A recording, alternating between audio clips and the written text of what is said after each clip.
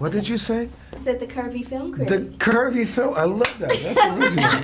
I'm like, did I just like, really hear that? I'm like, yeah. I'm like, that's a nice original. Yeah. Well, it's who I am. I gotta be who I am. So I love this movie. I saw it at like 10 a.m. at a screening and cried like the biggest baby that you ever wanted to see. I'm like, really? This is how my day is gonna start today? I was a wreck. Oh wow. That's the best gift. Thank you. Oh no. Thank you. Thank both of you. Thank both of you. If you were to have an animal that was gonna be someone that was gonna save your life, that was gonna be that person that was gonna save you, what kind of animal would it be other than a Mustang?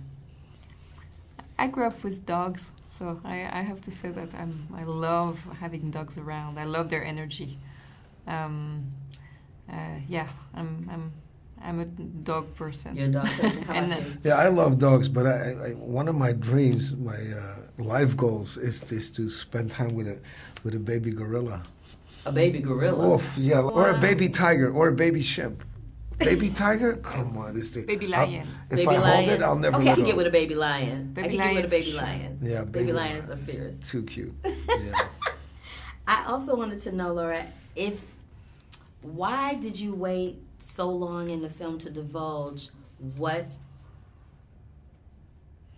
Roman was in prison for? Because it felt like the whole film, we knew that everybody was there for violent crime, but it took a minute to divulge why Roman was there. Yeah, it was important for me not to give up this away too soon. I really wanted to have the audience to have a very objective relation with Roman, and to liking him, or to learn to know him before really knowing what he's done. Because otherwise I don't want to have anyone to cloud their judgment, and to to just judge this character and then maybe getting away from his personal journey. So it was very important for me, and also it was kind of like what I experienced personally when I went in prison for hours and hours, listening to the stories. Sometimes I was talking for 4 hours with someone that I felt so charming and so articulate and so smart, and then it was like, I killed my wife. Okay, so what I do with that?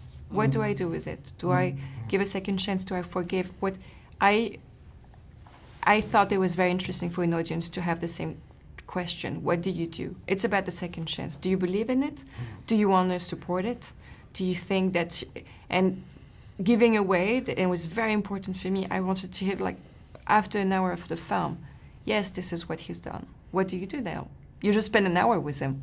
I'm really glad that you did that, because I think it probably would have colored my position about how I felt about Roman. Absolutely. Speaking of second chances, your daughter in the film doesn't really give you a second chance. You wait for her to come to not the rodeo, but to the auction, and she doesn't show up. How did that affect you when you were shooting that emotion of knowing that somebody wasn't going to show up for you the way that you wanted to show up for them? But eventually, she reaches out to him again. That's actually a conversation that we had during the process of making it, because I remember in one of the earlier versions of the script, she did show up. And I was advocating for, I'm like, no, she cannot show up. It's too easy. It's too convenient. Even if it's realistic or not realistic, I think it's not. I think she shouldn't show up. Because I think Roman shouldn't get such an easy pass on everything just because, he was able to express his insight about what he had done and apologize for it and all of that, and then he shouldn't. So, yeah, I thought it was vital to help him get even more deeper into his introspection, and confront himself with himself, and accept the fact that that's part of the price that he has to pay for what he did. That's part of the price that he has to pay for what he did. Okay, that's my time. Thank you. Thank you so much.